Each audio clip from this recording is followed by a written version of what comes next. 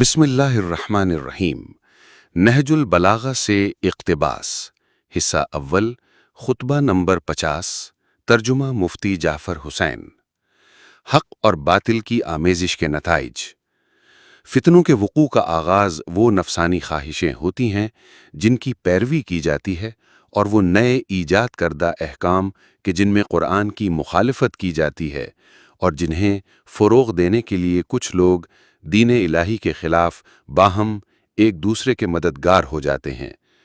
تو اگر باطل حق کی آمیزش سے خالی ہوتا تو وہ ڈھونڈنے والوں سے پوشیدہ نہ رہتا، اور اگر حق باطل کے شائبے سے پاک و صاف سامنے آتا تو عناد رکھنے والی زبانیں بھی بند ہو جاتیں۔ لیکن ہوتا یہ ہے کہ کچھ ادھر سے لیا جاتا ہے اور کچھ ادھر سے، اور دونوں کو آپس میں خلط و ملت کر دیا جاتا ہے۔ اس موقع پر شیطان اپنے دوستوں پر چھا جاتا ہے، اور صرف وہی لوگ بچے رہتے ہیں جن کے لیے توفیق الہی اور عنایت خداوندی پہلے سے موجود ہو۔ حصہ اول، خطبہ نمبر 51۔ جب شامیوں نے آپ کے ساتھیوں پر پانی بند کر دیا تو فرمایا، جب صفین میں معاویہ کے ساتھیوں نے امیر المومنین علیہ السلام کے اصحاب پر غلبہ پا کر فرات کے گھاٹ پر قبضہ جما لیا اور پانی لینے سے مانے ہوئے تو آپ نے فرمایا، وہ تم سے جنگ کے لقمے طلب کرتے ہیں، تو اب یا تو تم ذلت اور اپنے مقام کی پستی و حقارت پر سر تسلیم خم کر دو، یا تلواروں کی پیاس خون سے بجھا کر اپنی پیاس پانی سے بجھاؤ۔ تمہارا ان سے دب جانا جیتے جی موت ہے، اور غالب آ کر مرنا بھی جینے کے برابر ہے۔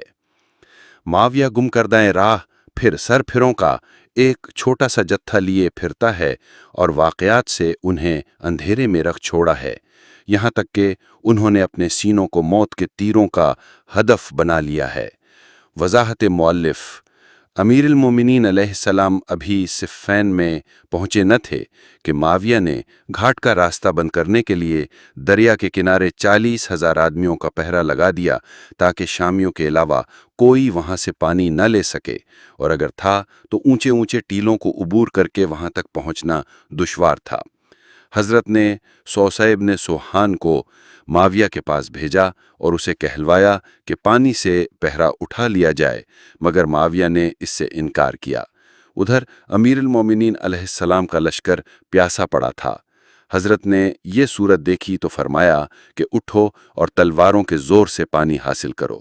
چنانچہ ان تشنکاموں نے تلواریں نیاموں سے کھینچ لیں اور تیر کمانوں میں جوڑ لیے، اور شامیوں کی فوجوں کو درہم برہم کرتے ہوئے دریا کے اندر تک اتر گئے اور ان پہرے داروں کو مار بھگایا اور خود گھاٹ پر قبضہ کر لیا۔ اب حضرت کے اصحاب نے بھی چاہا جس طرح معاویہ نے گھاٹ پر قبضہ جما کر پانی کی بندش کر دی تھی، ویسا ہی اس کے اور اس کے ساتھیوں کے ساتھ برتاؤ کیا جائے اور ایک ایک کو پیاسا تڑپا کر مارا جائے۔ مگر امیر المومنین علیہ السلام نے فرمایا کہ کیا تم بھی وہی جاہلانہ قدم اٹھانا چاہتے ہو جو ان شامیوں نے اٹھایا تھا؟